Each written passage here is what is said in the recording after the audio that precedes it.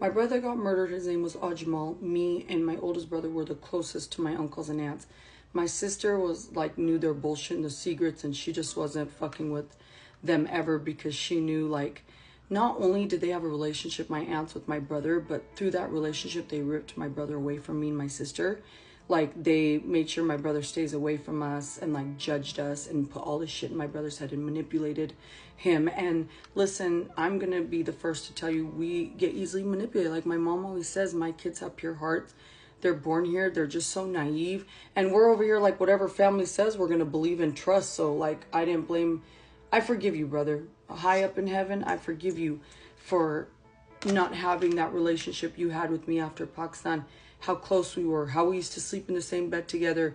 I forgive you because when SA happens to you through a family member, or whether they manipulate you to have a relationship with them, that could mind fuck you to a point where you're going to detach from someone who truly loves you from the bottom of their soul. And that was your sister's.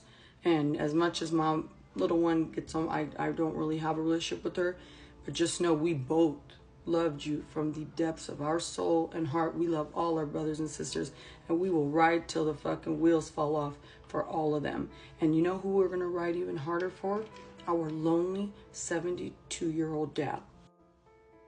They hit him with these lawyer papers to steal his building, and that he has worked his whole life to buy.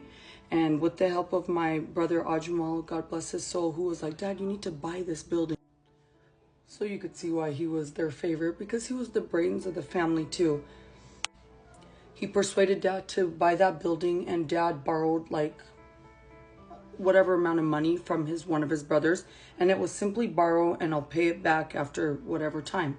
Well, this non-educated fuck of an uncle who says he's a doctor. Motherfucker, anyone could get a doctor's degree when you're in Afghanistan. Get a paper signed and you're all of a sudden a surgeon and a brain surgeon and a doctor. You ain't shit. And basically they wanted 50% of my dad's building, mind you, but at this time now their kids are all here after that whole Afghanistan. So during, like, when my brother died is when, like, also everyone was running away from Afghanistan, and like the Taliban, like they kicked out the Americans, new Taliban regime, all that shit. So like some new family members, my cousins came, and mind you, I love them too, but y'all like all had one hand in this bullshit. So now fuck all you. But they hit him with these law papers to steal his building. And at this time, my older brother is kind of like conflicted, like, oh my God, all this love I gave this family.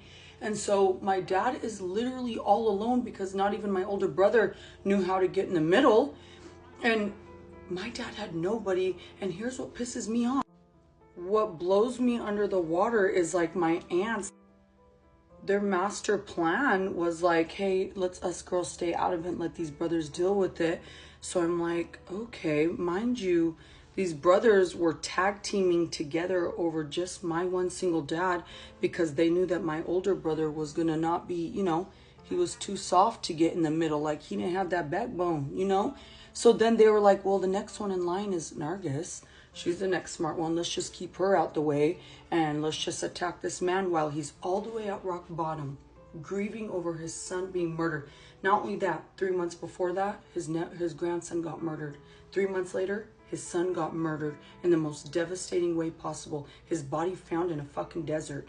Then not only that, his only one blood sister she dies of a heart attack in Afghanistan. His only one blood sister that he ever had left, she dies not even 4 months later, 5 months after my brother.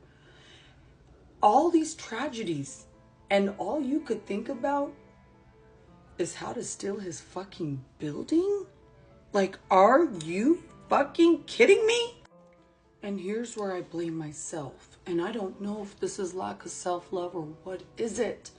But when they were like, you stay out of it, let the boys handle it.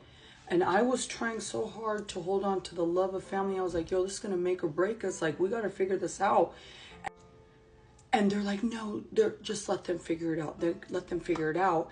And next thing I know, they go after my brother's building too, which is a smoke shop underneath my dad's building.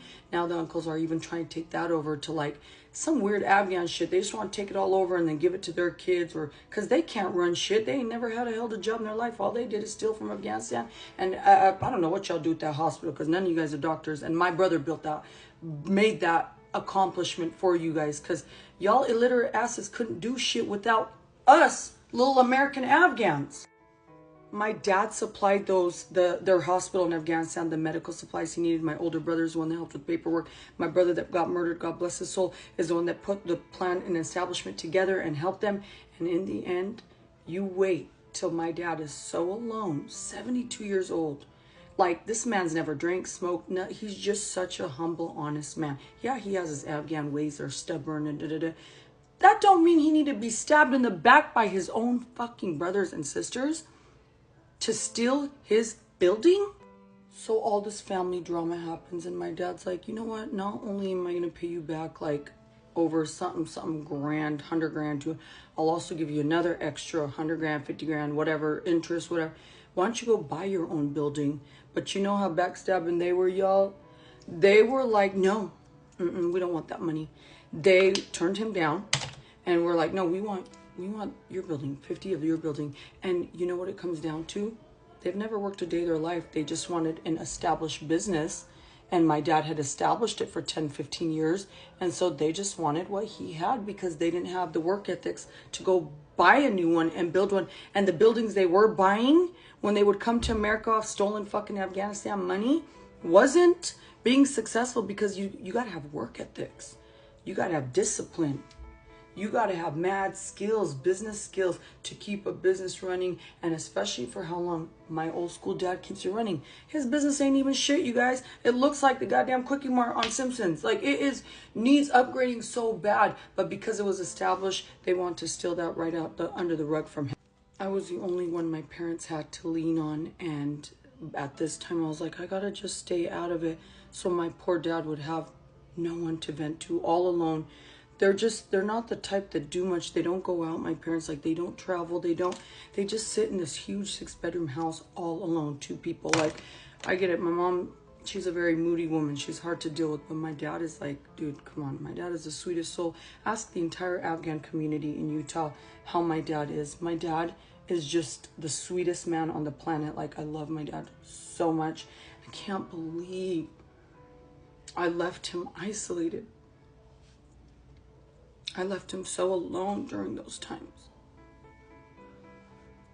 Left him so alone and under attack.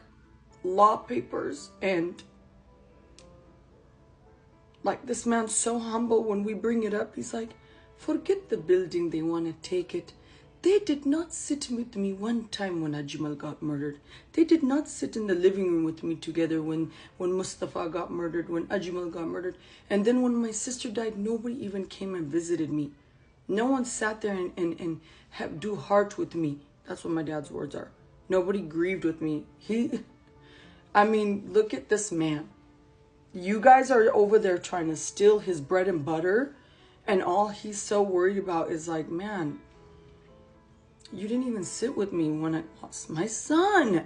Your own fucking nephew. And half y'all were fucking on my nephew. Dad is all alone until he isn't. Because Big Dog Nargis right here is here for him every step of the fucking way till all the way. We all dying. All the way till we're all 6 feet under.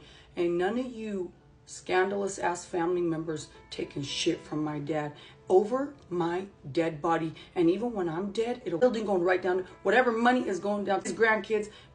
None of you